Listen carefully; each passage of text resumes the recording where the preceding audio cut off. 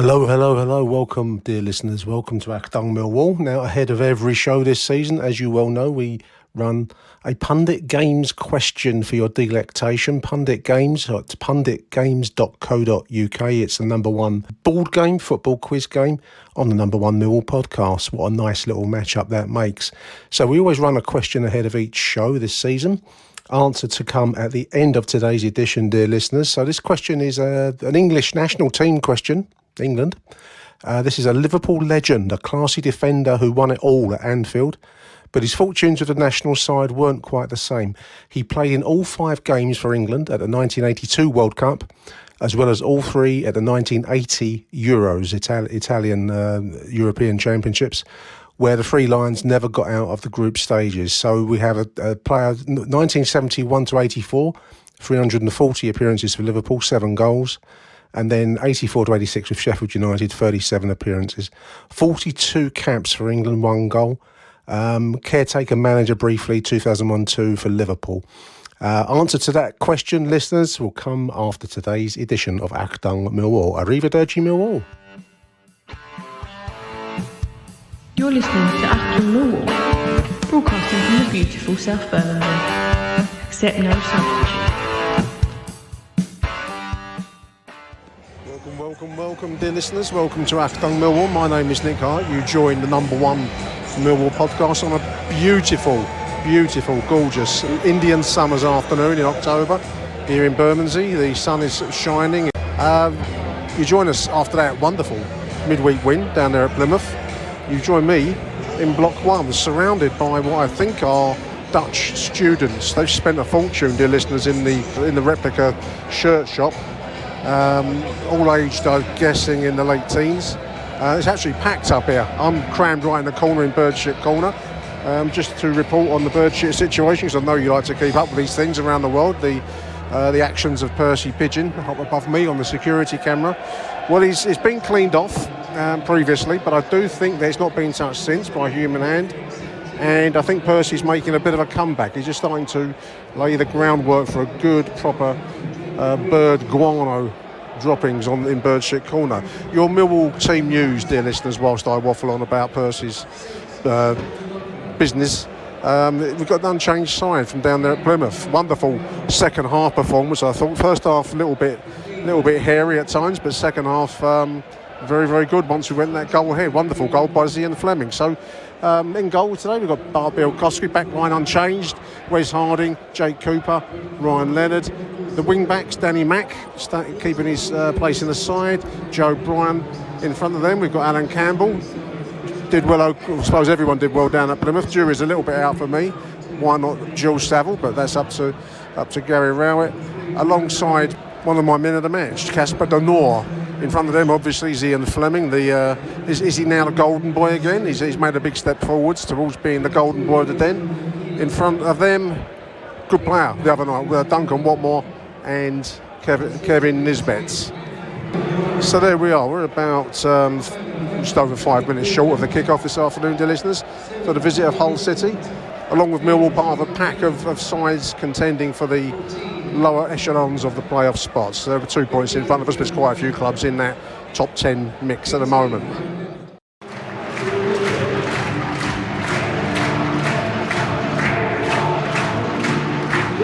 Here we go then, dear listeners. Here come the 2 teams. Hull City in an all, I think it's amber is their colour, isn't it? Amber and black. Lions, of course, in their traditional dark blue and white shorts. Unchanged starting 11 in for the Lions from that fine win down there at Plymouth. It's reproducing the home form that's the problem. Gary Rowett said as much in an interview with the Southwark News, talking about inconsistency. I think you have to point things out that you're not happy with as a manager, he says. I think the players have to take that on board and make sure they do that with regularity. Straightening out home form is the key to the season. Currently it's more crooked than the post-HS2 land deals, dear listeners. Bit of politics there for you.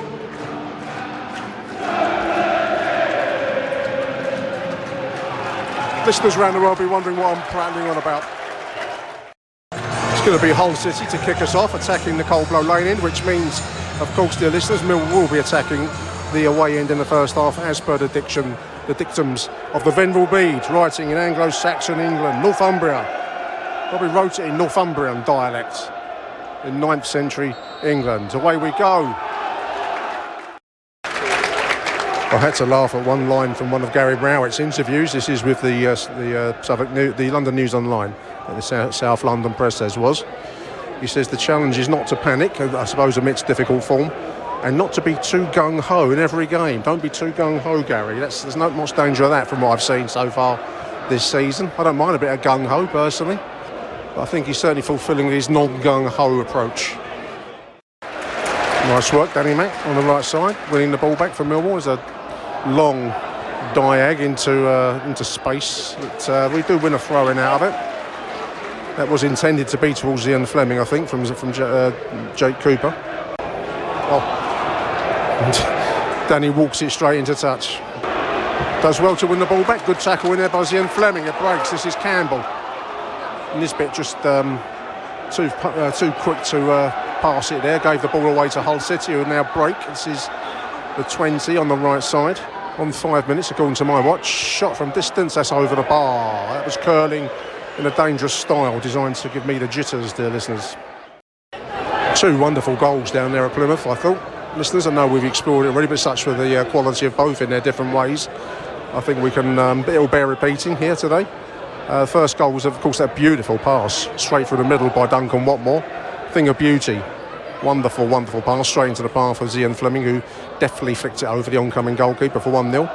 And then obviously late, there was a beautiful challenge, another work of art in a brutalist style. 90+7, I think it was, to release Jules Saville, who fired the ball home from the edge of the penalty area with aplomb. Job done, but it's doing it at home that's been our problem. This is Joe Bryan on the left. He's won a free kick on the left. I thought he'd run himself, taken it nice and run himself into trouble, but he's actually won the free kick. We're on, 7 minutes? Fired in at pace, it's into the path of Watmore, 1-0 Millwall! Fired in from the rebound at the near post, Duncan Watmore, 1-0 Millwall. Nice finish. Looks like he's taken a bit of a knock in the act of scoring that goal. That was a crossing from the left side. Headed downwards, goalkeeper bats it away, but then finished from close by. Duncan Watmore, have a look again. Actually comes off their own defender. And Watmore fires in at the near post, in off the goalkeeper. Nice finish, 1-0 Millwall. It's a good spell of form from Duncan Watmore, as we've just been mentioning that beautiful pass to Ian Fleming to open the scoring down there at Home Park. And another good finish there from close range. Danny Mack mixing it on the right side there. Left his man, has got a yellow card for that. Left his man on the floor though, hurt him. If you're going to get a yellow card, you might as well hurt him, mightn't you? That's 1975 Coldblow Lane in me coming out there, listeners.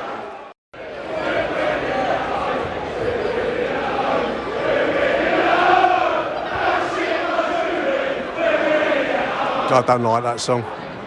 Don't sing it, listeners, don't sing it. People say miserable old sod. Just thinking back to the goal, I mean, it wasn't actually a Millwall player on the end of it. It actually came off of a Hull City defender before being batted away by the goalkeeper. This is them on the attack though, before I pontificate on the goal. It was actually the power of a decent cross, I thought, because it was put into a dangerous area and they had no choice but to play. There was actually, from memory, and I stand to see it again, but I don't remember seeing a blue shirt in the mix. A very decent cross by Joe Bryan from the left side. Jake Cooper under heavy manners there. There's a little back header there by Ian Fleming. Nisbet just couldn't bring it under control. Unfortunately, the Lions do keep possession. It's back out to Ryan on the right side. He's got Danny Mack overlapping him. Here is Danny Mack. Ball in. It evades the defender. This is now Alan Campbell. What can he do? Oh, into the side netting. I thought he buried that. Maybe he should have buried it. He was free inside the penalty area. Had an open goal to shoot at tight angle. I think he should have done better there, listeners. Anyway, it's into the side netting. I think some over on my side thought it had got into the net. I did for a fleeting moment of joy. 17 minutes. There was a tweet the other day, or an X, what do they call it? It was an X, not tweet, about certain players that you only ever refer to by their full name. Joe Bryan is one. You wouldn't just say Brian, would you? I suppose it sounds like someone's first name, but it's always Joe Bryan. I can't think of any more off the top of my head. I suppose with Gary Rowett's penchant for nicknames, you've got the likes of Nizzy and Sav. I would always say Jules Savile, I suppose. I suppose that comes into that category. But anyway, it's Joe Bryan. He's the honour of having his full name pronounced rather than just Brian. This is the 33 on the cutting across the Mill penalty area there. Hull City in possession. It's a scissor kick straight into the arms of Bart Bielkowski. 19 minutes. Casper De Noor. I rarely say De Noor. I always say Casper De Noor. Rolls off the tongue more, doesn't it? This is Hull City as we tick towards the 22-minute mark. Halfway through the first half. Bit of possession. They're a passing side, listeners. Nothing terribly dangerous from them so far. Lions obviously leading by that early goal from Duncan Watmore. Nice finish in close range. Here they come now. This is Hull City. Into the referee. It's going to be a free kick. But the Lions have looked bright overall. Huge chance to make it 2-0, which was not taken by Alan Campbell, but good value at this stage anyway to be 1-0 ahead. But this is Hull City now on the right side of a penalty. This is the 15, fired in at the near post. Bart got down well and it's Hoof clear. Decent looking sized crowd here, listeners. The Millwall stands all look reasonably full. Can't see the away end from my angle, but certainly the home sectors all look pretty not far short of capacity. A few dots of seats here and there, but pretty good. I've been watching a series on iPlayer called Boot Dreams. I don't know if you've seen it, listeners. I recommend it if you haven't seen it. It's a documentary reality series, I suppose you'd call it, but it's about a boot camp set up by ex-Millwall player Gifton Noel Williams. Anyone remember him from the past? It's a fascinating series. It's 6 parts. It's about a group of failed professional players who have fallen through the system for various reasons, and therein lies the drama of the series, if you like, as they try and have one last shot at trying to get their shot at a professional contract. It is fascinating. There goes into some depth of the training routines, and this is a ball forward. This is a chance for Hull City. One each. Ball straight down the middle. Carved open by that ball right down the middle, listeners. Wes Harding screaming at Danny Mack down there. One each. I need to see that again. It looked a pretty plain, straightforward ball down the middle with no one near the Hull player who was allowed to run through on goal. Waiting for the replay. They're not going to show it. Maybe it was too shocking. It looked shocking first time around. We can't have anything nice for long, can we, it seems, dear listeners. This is Hull City now, coming down the left. Nice take and turn by the 20. Oh, near post shot. I don't know how Bart kept that out, listeners. That was a cross-come shot at the near post. He got down instinctively. It's gone for a left side corner. Lions on the rack at the moment. From out of nowhere, really. That goal has really rattled them. It looked a pretty basic goal to concede, so maybe that's put the seeds of doubt in the defence, which has always been fragile all season. 27 minutes. Oh, bloody hell, there's a suicide ball back from Danny Mack. Gives the chance for the free chance for the 23. That's going to be 2-1. Awful error by Danny Mack. Put the ball into the worst possible place, releasing 3 orange shirts, and it's slammed home for 2-1 now to Hull City. Absolutely dire error by Danny McNamara there, listeners.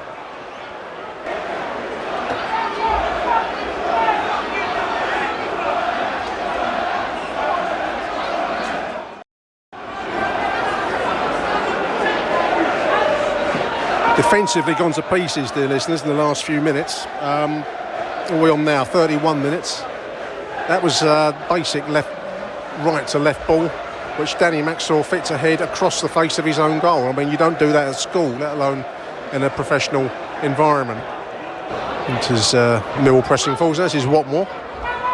Got Joe Bryan overlapping him. What can he do? Balled into the... That's a lovely cross. That was a lovely cross. No one in the middle. This is Danny Mack now on the right side. Ball back into the middle. That's a poor cross. He's going to get some stick now, listeners. Unforced errors again. Mill just giving the ball away. That's gone for a goal kick. Crowd not happy. I know managers won't want to hook a player because you don't want to impose that humiliation on him, but Danny does look like his head's gone, listeners, to me. 34 minutes in. There was a meme on the internet of the cycle of life, which is we will win, Gary Rowett, your football's all right, we will lose, Gary Rowett, your football is shit, and round like an eternal circle it goes. This is a ball over the top. This is Hull City. What's he given?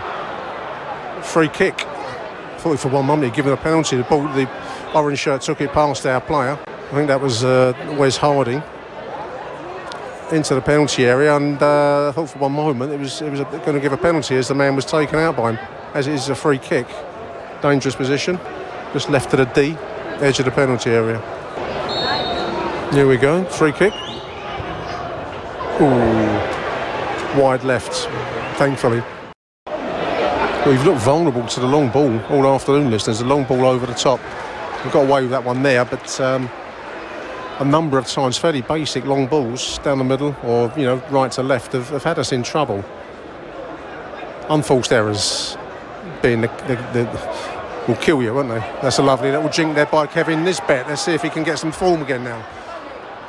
Ball forwards to Zian, couldn't control it unfortunately. Another ball forwards, 20, taking on Jake Cooper on the left side. Cuts inside, that's a good tackle by Jake, but still under pressure there. The space, oh my word, that's across the face of the goal, just about an inch in front of the striker. That was a huge chance for Hull City there. 40 minutes, listeners. Mill dodge a bullet. Hull City looking in control of the game at the moment, listeners. We're 41 minutes, coming towards 42. They're knocking the ball around as they have been through the first half. In triangles, here they come again into the Millwall half. This is the 30. Ball wide is screaming out. There it is. 33 now on the right. He's cut inside. Millwall will bring away. We've not really posed them any danger at all since that opening flurry, including the goal, and then that chance for Campbell that I've mentioned already. We've shown very little going forwards, and then we've contrived to give away silly errors, basic stuff that's allowed them to score twice. Since really the first goal equaliser, they've looked very much in control of proceedings. Crowd are not happy, as you can hear. Ticking towards the 44th minute of a very disappointing half for Millwall, listeners. Started well, started brightly enough, but the wheels have come off. Was it in the wacky races? Was it the Arkansas Chuggabug where they'd be driving along and the wheels would go past faster than the vehicle? That's what this has felt like. Ball forward, this is Watmore trying to find Nisbet inside the box. He's got two men in front of him. Falls to Zian Fleming, who blasts wide right, unfortunately. Edge of the penalty area. First shot for some time from Millwall. We're now, maybe a minute or two short of the the half-time whistle. Very poor half for Millwall. Started brightly, as we've said, but self-imposed errors, self-inflicted errors have contrived to give it away by the end of the first half. Well, there, as I predicted, it's half-time. Millwall 1, Hull City 2. Achtung, Millwall. Team's coming out for the second half, dear listeners. Looks like Norton Cuffy's coming in. Looks like Bradshaw's coming. I'm going to guess that's for Danny Mack, who had an absolute nightmare of a half. Online comment, as you can imagine, suitably scathing after relinquishing that early lead. And then looking so poor. Danny's had a mare. Henshaw's made the very good point that how is Campbell getting a start in front of George Saville? Question marks over the happiness of the squad. Gary Rowett's job still very much on the line. I mean, this after a really decent win. There's Tom Bradshaw coming in as well. I'm going to guess that's for Kevin Nisbet. No, that's Watmore. Taking Watmore out. Away we go. We've had some emotional issues in the group of teenage students that I'm surrounded by up here, listeners. I don't know what the source of it. It looked like a possible boyfriend kind of meltdown by one of the young girls here. I'm going to choose to believe she was crying because of the poor showing by the Lions in the first half, because I kind of know the feeling. She was in tears, being comforted by her friends. Great move there by Norton Cuffy, but poor cross, but lovely to see us beat a man. Start of the second half. Could be a right-sided throw just inside the first minute. It's just Denor. Zian now on the right side, jinking his way towards his man. What can he do? Cuts inside. Casper Denor, when he gets a shot away, he's always on target, battered away by the goalkeeper. Great save. On target. 48 minutes. Going to go for a right-sided corner. Nice shot by Casper there. This is Campbell on the right side. Brooke Norton Cuffy now. Jinking and turning. Casper Denor. In space, Campbell, he finds Ryan Leonard from the right side. What can he do? He chips it across the face of the goal. Falls to Jake Cooper. It's headed over from distance. Edge of the penalty area header. Mill spreading the play quite nicely. Halfway inside the whole half. This is Denor. Little 1-2, trying to work it through to Zian Fleming there. This is Joe Bryan in space. He takes and turns. 1-2 each. Slotted home by Joe Bryan from the left side. Ball worked its way through to Joe Bryan inside the left side of the Hull City penalty area.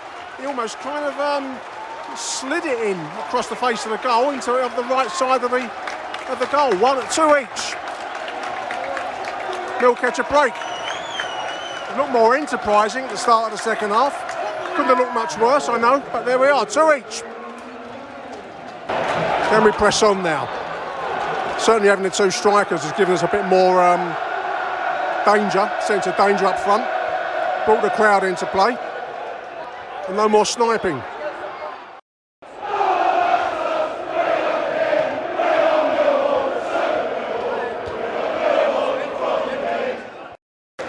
Coming towards 56 minutes, dear listeners. Atmosphere has lightened somewhat inside the den with that equalising goal by Joe Bryan. Nice finish, in fairness, nicely placed. Ball out to Cuffy on the right side. He beats his man somehow. I don't know how he did that. Ball into the box. It's headed backwards by Nisbet with no power, unfortunately, dear listeners. 57 minutes. Imaku coming in for Nisbet. I think that's the right move. He's not really looked on it for me. Some might say that's harsh, but I don't think he's looked right since he's come back from injury. Idemo Marku comes in. 58 minutes. Dan Marsh writing for the South London Press. The London News Online referred to the Mills need to emulate the levels of grit and endeavour they showed on Tuesday night. Two qualities they've been sorely lacking in recent weeks. Some ruthless changes made at half-time to hook Danny Mack was the right move, I think. So far, yeah, we have shown more grit and more determination in this second half, Dan, so I'll make you right. And then Dan goes on to make the points that we are only 2 points off the playoffs at the start of today's proceedings. So it's a crazy division, that's for sure, listeners. Crazy, crazy life. Who wrote that? Was that Bon Jovi? This is Imaku. It's loose inside the penalty area. He takes his man on. He's gone round it. It's going for a goal kick. Goal kick. For a moment he pointed to the penalty spot, but no. Took his man on the left side. Went down under attention, I think, but no penalty. Mill pressing very, very high in the second half, which is good to see. I like it, but obviously if Hull can get the ball away, that gives them space. But we're recovering. We're putting a bit of effort into it now. That's good stuff to see. Clearly a few questions were asked of certain players in that dressing room at half-time, because we've shown more in the second half. That's not to say that we have the game wrapped up. This is Hull pressing down the right side there. Good work by Jake Cooper. Got that song in my head now, Crazy, Crazy Nights. Who wrote that? I know it wasn't Bon Jovi as well. It wasn't Poison, was it?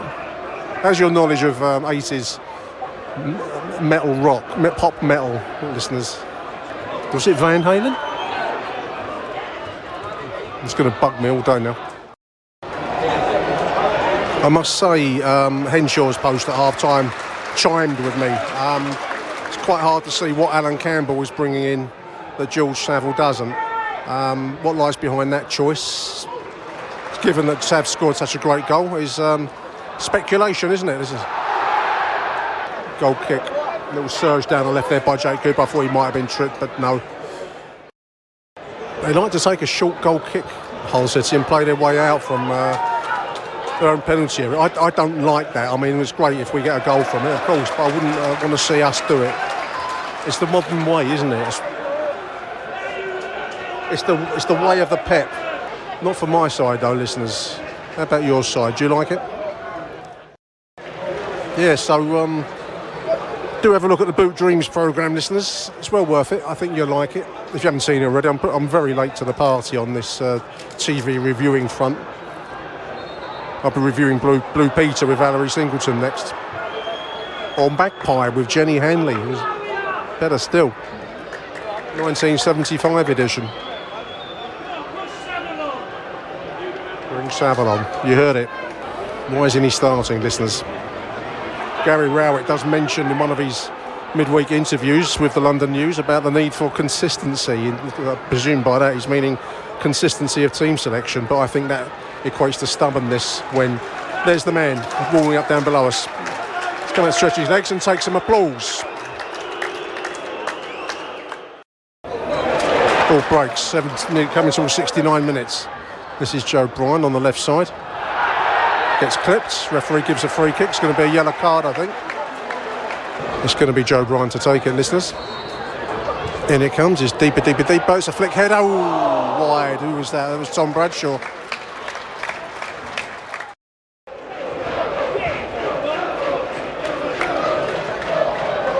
George Saville song to the tune of Tom Hark. Who did that? Piranhas. The Piranhas did that, didn't they? In the pop ska era. Little pressure. Much better second half, listeners.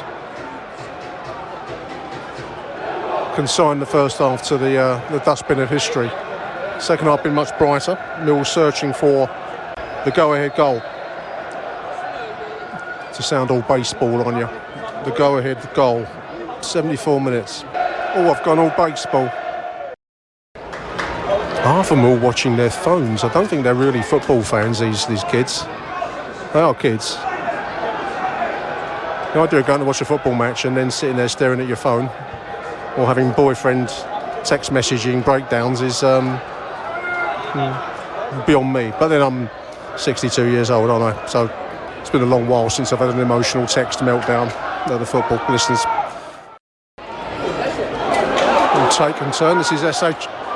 Finds Emarku running rightwards across the face of the goal. He's got a chance to block there. He's trying to pull the ball back across the face of the goal. It's headed leftwards, so it's going to be a left-sided corner.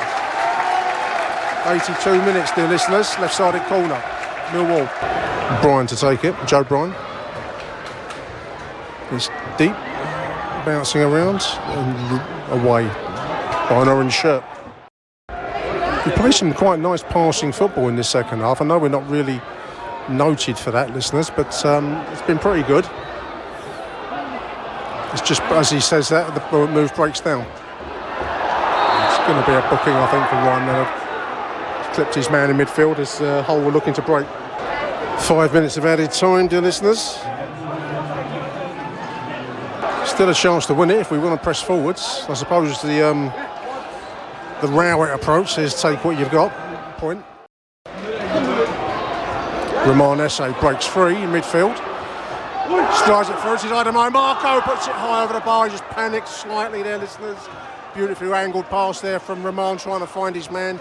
He had more time than I thought he believed there. Put it over the bar. Big opportunity there. 90 plus 2 at the moment.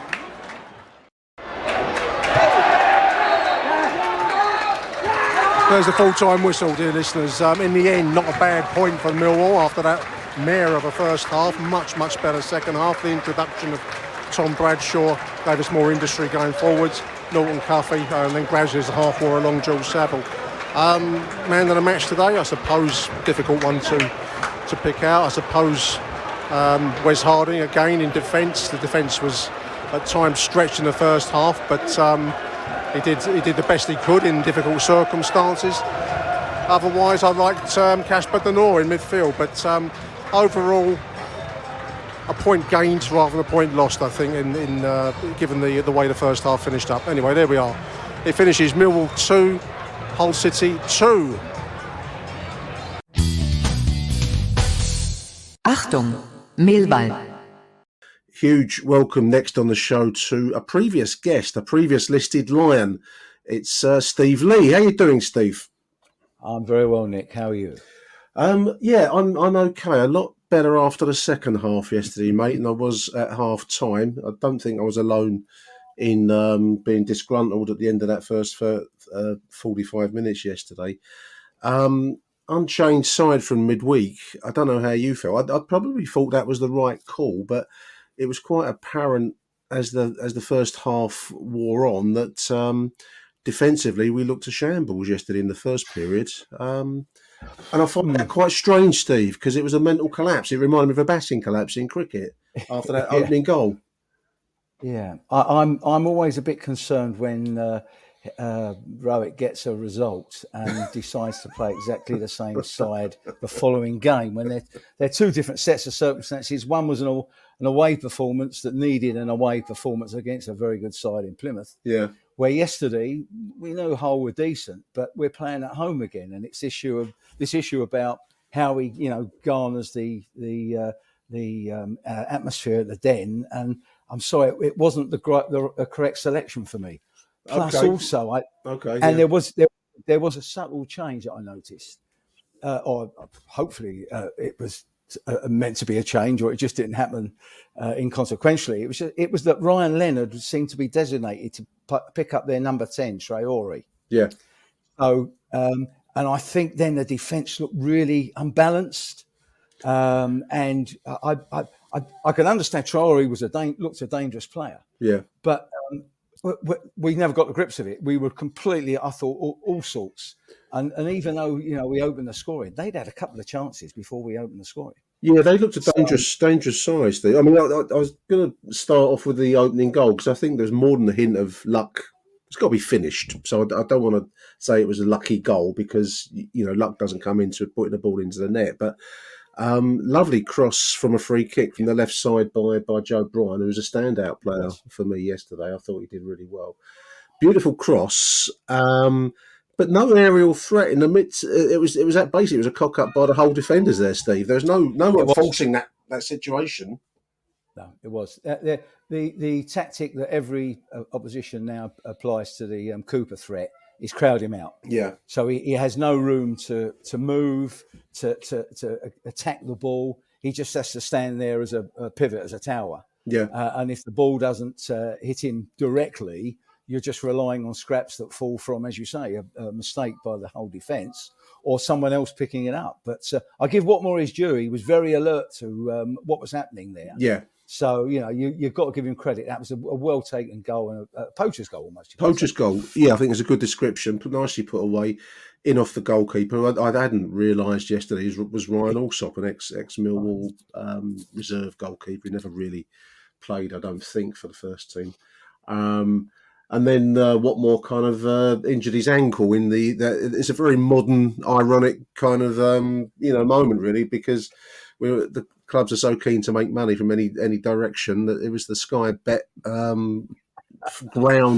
Well, I don't know what you'd call it, sheeting, I suppose. That twisted his ankle. So maybe there's an ironic lesson in there for clubs, Steve. But sure. So there we are, 1-0. I must admit, there was another chance just after that. I don't know if you how it looked from your vantage point. I thought the ball fell to Alan Campbell, who put it into the side netting. When I think he really should have. He should have hit the target. Number one, that's the first requirement of anyone in that situation. Or secondly, I think Cooper and his bit were available in the 6-yard box. I would have expected him to shot, and I would have expected him to hit the target, to be honest with you, Steve. I thought it was a poor miss by Campbell. To me, it was more of a half chance, but I take your point. He should at least hit the target or make the keeper save it. Yeah. I mean, there are other examples of that in the game, which I'm sure we're going to come on to. Yeah. But to be honest, I think Campbell's growing into his role. And I know a lot of people are saying the jury's out with him. Yeah. I think he can be an asset to the side because he doesn't. I say doesn't hide. He'll put the running in. He'll put and look for space. Yeah. I always take the view that if you're a central midfield player, you've got to make yourself available, and he tries to make himself available. He's looking fitter. Come his way. He's looking. Definitely looking fitter. Day by day. I mean, obviously he's arrived not having had much first team football at Luton, and his purpose at Millwall is to put himself in contention in a Premier League. Not necessarily with us, but he's certainly looking slimmer. Let's put it that way. But there we are. That was a big moment. I thought if we'd have gone 2-0 up, then maybe the game would have looked a bit different. As it was, it went into the side netting and the moment passed. We then come on to the defensive collapse period of the game, Steve. I don't know what to make. I mean, the first goal I've rewatched this morning. In real time, it looked shocking. It doesn't get any better, I must say. But my kind of blame allocation has shifted slightly in real time, and I think I was influenced by Wes Harding berating Danny Mack for what was a basic long ball. It was actually between Wes Harding and Jake Cooper. Danny Mack was off to the right. Now, whether Harding felt he should have been covering behind in some way, I don't know. But I would have put that on the account of either Wes Harding, maybe have a joint bank account of Wes Harding and Jake Cooper, because that was between them. He went between the pair of them, and the whole striker was free on goal to slot home, easily. I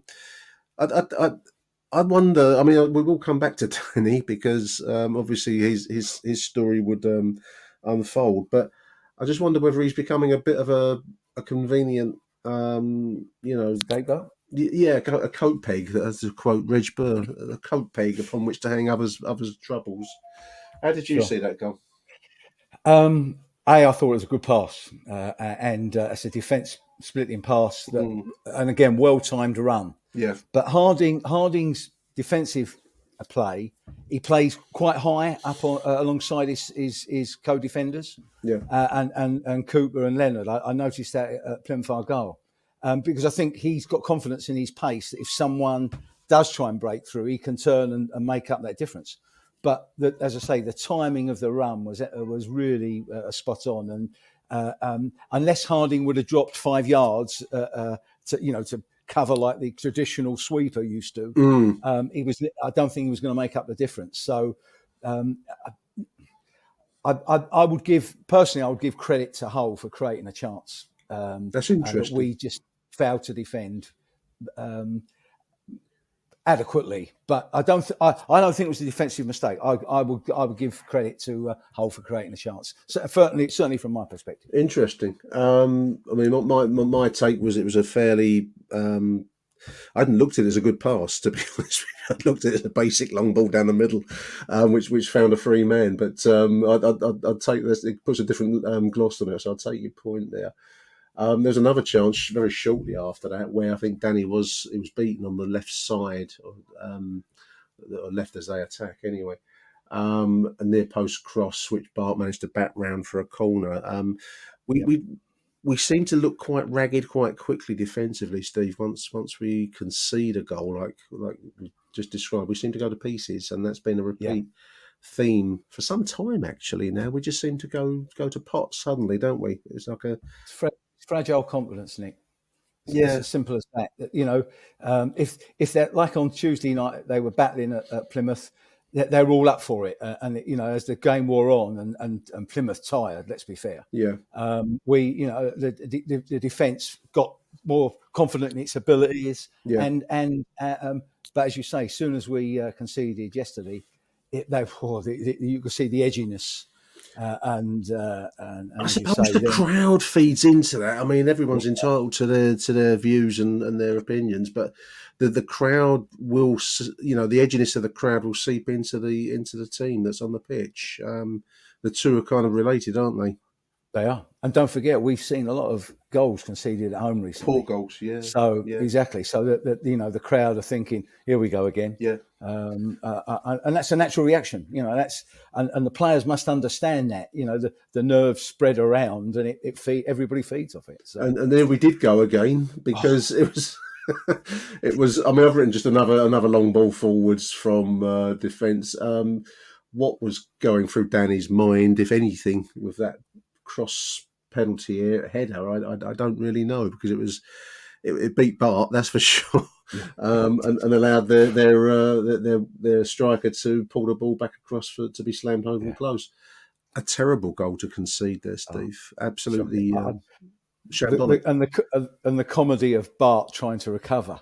It's as though he's running in slow motion or treading in treading water. It was comedic to the extent where, it provided them a gift of a goal. Really, it was a gift of a goal for them. Yeah, and that was, so it was 2-1. We managed to snatch a half time. Being behind at half time from the jaws of being ahead. So. A second half that turned around.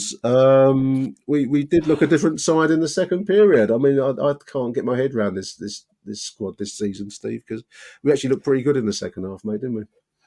I'd like to mention that half chance at the end of the first half that Fleming had. That really, that again, the confidence of the player. If he'd got his foot round that could have been more. The keeper should have had something to save. And I'm sorry, it was a poor effort. And I thought, crikey, that could affect the side going in at half time. Yeah. But obviously there was conversations that must have taken place. There was again another tactical change, and a number of us and a number of people, I've heard them on your shows and seen them online, criticising Rowett's ability to react quickly enough. Yeah. We did come out differently in the second half. And made changes at half time. Good changes, actually. They were. Good to see the return of Tom Bradshaw, who brings a quality to the side that we just really miss when he's not in the team. I agree. But also we hooked the hapless Danny Mack, and in came Norton Cuffy, who again, slightly blows hot and cold, but does give you energy and does give you an attacking nous that we just didn't have in that first half. So we improved dramatically, I thought, in the second half. We were a threat all half. In fact, my son Alex said to me at one stage in the second half, he said, "We've hardly looked left. We sit behind near the away dugout." Yeah. We were looking at Cobler Lane in practically the whole of the second half. Yeah. So that's symptomatic of our control of the pattern of play. But again, you've got to make that pressure tell. Okay, we got an equaliser, but there was a great deal of pressure on a whole in that second half, and I think you're right. Norton Cuffy presented a big threat down the right, and that stretched them, which we didn't do in the first half. We didn't stretch him as much. I think, Norton Cuffy, just to consider him for the moment, he's a lone player, so we mustn't fall in love with him, listeners. But he beats his man very well. He's got pace. He reminds me a little bit of Paul, I feel, Steve. Sometimes you wonder how he gets past his man. It's all arms and legs, and somehow he comes out with the ball on the other side of the challenge. I think if I was I'm not his coach, but I think areas to improve would be his crossing, because he does beat his man, but sometimes the ball into the box is a little bit falls a bit short, But no, he was a real refreshing factor in that second period. Lovely goal, lovely finish from Joe. Joe Bryan looks a real quality player, doesn't he? He is a good player. He's a good player, Nick. He's very he's good in possession. Yeah, doesn't panic. And looks for a sensible pass, and if there's not something on, he won't take the chance. No. Mark of a good player. Absolutely. The other your comparison of Norton Cuffy that I feel he reminds me more of a young Glenn Johnson when he came to us on loan. Yeah, another good choice. Yeah. And Johnson, as that season wore on when he was with us, his improvements again in crossing the ball in particular. Yeah. Johnson then went on to play at a reasonable standard, but I think played for England, didn't he? England, Liverpool. We played for Liverpool, didn't we? And so, I'm not, as you say, we shouldn't fall in love with Norton Cuffy too quickly. But as you say, Joe Bryan is our player, and Norton Cuffy could learn a lot from Joe Bryan just by watching him and the way he sort of approaches and applies himself in a game. Absolutely. I mean, a player I wanted to pick out, particularly, so I really like him, is Casper De Norre. He had a shot on goal which was well saved actually by the whole goalkeeper also. It was on target. It was the goalkeeper did well, but he just supplies a real calmness which is much needed in that midfield. When all about him are losing their heads, Casper De Norre keeps his. And I really like the look of him this season, Steve. I think he's been a real acquisition. Hats off to the recruitment team for finding him. Yeah, we're quick to knock them, quick to when it doesn't work out, but it has worked out with Casper. So yeah, 2 each, and then it was pretty much bombardment after that in a way, wasn't it? It was pressure all the way. I don't remember Hull. I haven't got anything noted here, but I don't remember Hull threatening too much coming towards our end. It was pretty much us not taking chances, which has bedeviled us for some time now. Sure. I suppose we should point out that's 2 games in succession we've scored twice, so that's a good thing. Yep. I don't know. Kevin Nisbet, to me, obviously we're talking about finishing, so we have to touch on it. He's not really looked fit since he's come back from injury, Steve. And I think he also missed having Tom Bradshaw alongside him. I like Kevin Nisbet, but he hasn't looked fit since he's come back. He's come back too soon. Yeah. But the options we had were less than ideal. Mm. So obviously, Rowett had to throw him in. If he's not 100% fit, there's going to be just a nagging doubt in his mind about whether he can make that run. Yeah, and he's got his knee in his mind at all times, isn't he? Because he's had time out with his knee. Definitely. But he's a good player. He's a good player. I like him. One of our better players in recent times. He's a finisher. And don't forget, he's played at a standard of football that comes under a lot of criticism in Scotland. Mm. And I've got a friend of mine who's a Jambo fan, full of hearts. So Hibs is not his favourite team, but he spoke very highly of Nisbet and saw him play for the national side a couple of times. And he said, I do believe you've got a good signing there. And I don't think he was being sarcastic. I think he was genuine in what he said. I think he's correct. I think, but it's just a fitness issue, isn't it? It is the lagging, the lurking doubt, But it was the issue last year when Fleming and Vogelslammer arrived. Mm-hmm. They really took time to adjust to the pace of the game and what the Championship demands from a player. Yeah. De Norre has settled in very quickly. He's picked up the pace very quickly. But that comes from just being that bit of extra class, perhaps. Yeah. But Nisbet just needs that little bit of time. But of course, he also needs the service. Yes, he does. There it is. Yeah. No, you're right. I mean, just to touch on a couple of other players that we talk about a lot. I mean, you mentioned the pace of the game, and I think you're right. You are up against some quality. I thought Hull weren't a bad side yesterday, and we mentioned Romain Esse coming in, and he did well when he came in late in the game, and also the moments, the big moments that present themselves that have to be taken. The late one fell to Idemo Emarku, and I think he will probably feel in a cold light of day that he should have done better with that late chance. Should have put it on target, as we said. I agree at the start of the conversation. So I can kind of, as much as it's tempting to call for the talent, and I'm the world's worst for that, Steve. I kind of understand Gary Rowett's reluctance to pitch them into the maelstrom that is the Championship, because it is a tough place to learn your game, isn't it? It is, but I think there's 2 aspects of this. The first one is that away from home and the way that the team was set up against Plymouth, that seems to be tried and trusted now. Yeah. And we've got some results this season. Yeah. We've got a bit of a hammering at Norwich, but that's water under the bridge. Exactly. And this league has thrown up some strange results. So we were going to be on the back end of one of those. Yeah. But the issue here is the fact that maybe SA and Marco might not be a first on the team sheet for an away game, but playing them at home lifts the crowd. It does. The crowd love them. Yeah, they do. And we have to accept the fact they're going to make the odd mistake. Yep. They're not the finished articles by a long way. No. But the way Romain SA dropped his shoulder, took two players out of their midfield, then turned and laid that ball inside to Marco. That's it's top drawer. He is top drawer. I mean, we'll do well to hang on to him, I think, because I think Money will certainly spot him at some point. But yeah, I take the point. I think home is going to be a more nurturing environment, if it then can ever be described as a nurturing environment for anyone. But I think it will be for these two particular players because they're beloved of the crowd and they do lift the crowd, and that's much needed this season. Yeah.